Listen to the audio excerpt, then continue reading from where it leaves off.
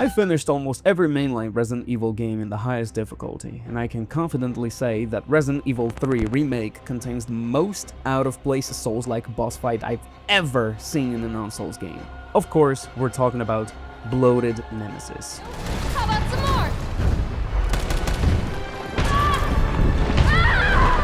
Resident Evil 3 Remake is probably Capcom's most controversial remake, mainly due to its price in comparison to the hours of gameplay it offers. If you don't want to get caught paying double of a game's worth, Instant Gaming is a good website to get good prices. Personally, as a Witcher fan myself, I'm very interested in Blood of the Dawnwalker. Buying that game for 53 euros on release instead of the usual 70 is a pretty damn good deal. If you usually buy games in Instant Gaming, you can use my affiliate link to support the channel. I'm also running a giveaway where the winner will choose a game from their library and get it for free. The links are in my description. Now, onto the video.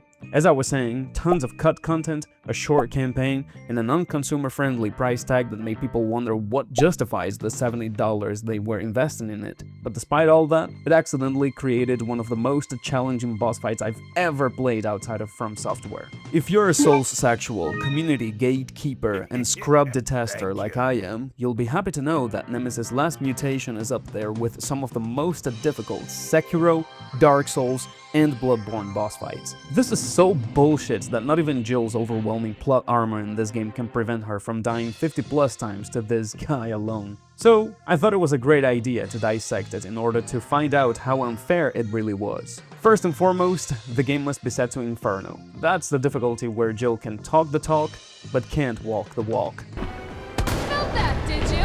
How about some more?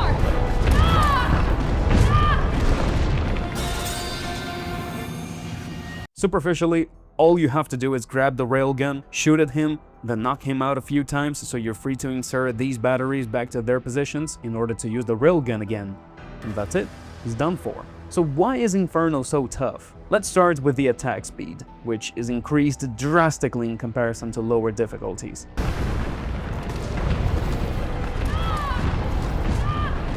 Also, the time he spends unconscious after blowing up all his weak spots barely gives you enough time to reset a single battery safely.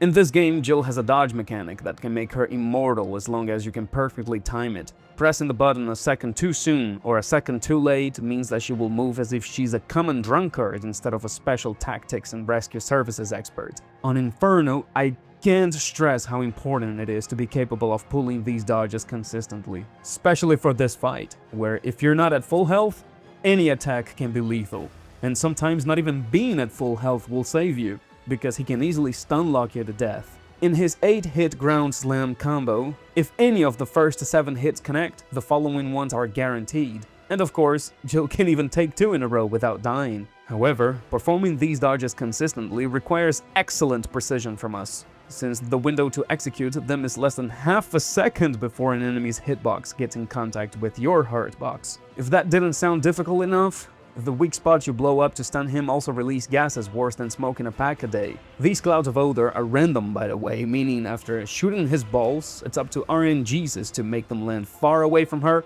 or right at her feet. I gotta say, it's more likely than not that they will land in your path, since the arena where you fight him is small, which means you have to watch out where you go and not move around unnecessarily. If they land near Jill, she will start coughing, and that means she can dodge. A perfect opportunity for Nemesis to accomplish what that room with the moving walls couldn't. No, I'm not saying it. There's also the roar, which stuns you long enough to connect to the next attack. The player has to mash the keys to recover fast enough. The game doesn't explain this anywhere, so good luck finding this out. Another factor worth mentioning is the difficulty adjustment. Ever since the times of the original Resident Evil 4, the game behaved differently according to the player's performance. If you're frequently getting hit and missing many shots, the game will take it easy and give you more ammo, more health items, and other perks. But if you do too well, ammo will be scarce and enemies will do more damage. For some reason, Inferno is also vulnerable to these hidden difficulty sliders. If you perform many perfect dodges and hit your shots, Nemesis will do more damage, and Jill will do less, because that's what's absolutely necessary for what's already an unfair fight. I've been able to mod in a health bar so the damage difference is easier to see, and also with the help of a trainer, I've artificially changed to my adjusted difficulty rank so you can see the difference. While the damage we suffer doesn't change the outcome much, we're still dying to 3 slams while using 2 defense coins either way, the biggest nerf affects the damage would deal to him. In the lowest rank available in Inferno, meaning you're doing poorly with the dodges and missing many shots, you can blow up his weak spots with 2 samurai edge shots. However, in the highest rank, meaning you've basically John Wicked through the game, now you have to shoot it 3 times to blow it up. It might not seem like much, but considering his attack speed, and the fact that all it takes is 1 chained slam to kill you, you don't want to spend extra time shooting at him. The parallels with Souls-like boss fights are there too. Nemesis has slams that require pattern recognition. It's pretty much impossible to beat this guy first try because he'll first do the slam once and then he'll chain 8 hits of those, and of course that requires 8 perfect dodges, and he sometimes pauses in between hits to delay the attacks. It's very reminiscent of Elden Ring, where bosses took their time telegraphing an attack for 2 consecutive days. Pattern recognition and adapting to the enemy's rhythm reminds me a lot of Sekiro. You can even think of Jill's dodge as a parallel to Wolf's parry. You can't get greedy either. It's possible to insert 2 batteries during 1 Nemesis stun, but the timing is very strict, and you'll most likely end up getting grabbed unless you start fixing the first one the exact moment you blow the final ball of pus. And don't ever try to squeeze in 1 more shot when he's about to attack you. As they say, grasp all, lose all. To stay alive, playing safe is not a choice, but an obligation.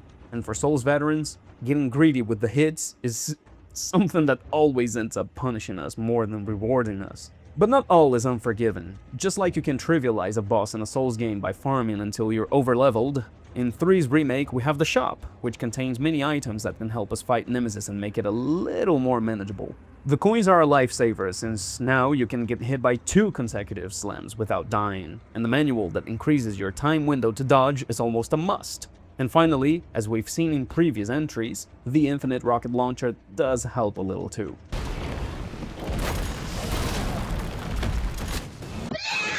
But to unlock all of these, the grind is a pain.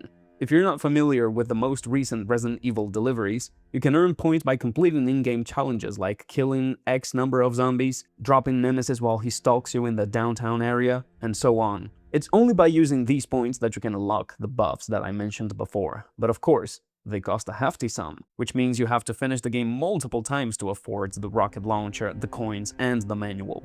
I recommend to play the Defend Your Position segment with Carlos at the hospital, since you can rack up a lot of zombie kills. When you're done, just load up a save you had right before this encounter, and you'll be getting around 80 kills every time you give it a shot. That's good for completing the challenge that needs you to kill 2,000 zombies. I'm not exaggerating when I say that you can finish this game 4 times, killing every zombie there is, and you'll maybe have 800 kills. Add to that how repetitive every playthrough is in this DLC of a game, and you'll realize how big the mental efforts to grind through this is. I will never recommend anyone to try this without at least a few defense coins in the manual. As you can see by these Reddit comments, it isn't entertaining. In fact, it's cheap because of the crap it requires the player to accomplish to succeed, and sprinkling in a bit of RNG has never done any favors to a boss. The whole fight boils down to being able to perform the precise dodges. Even if you can do it, you still have to die a few times to get used to the speed of his slams, and I call bullshit on that. Some people on Reddit forums say they've had to do it 38 times and still counting.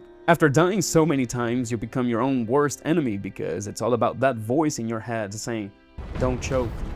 Don't choke. For the love of God, please don't choke. It's the 7th slim. We're almost there."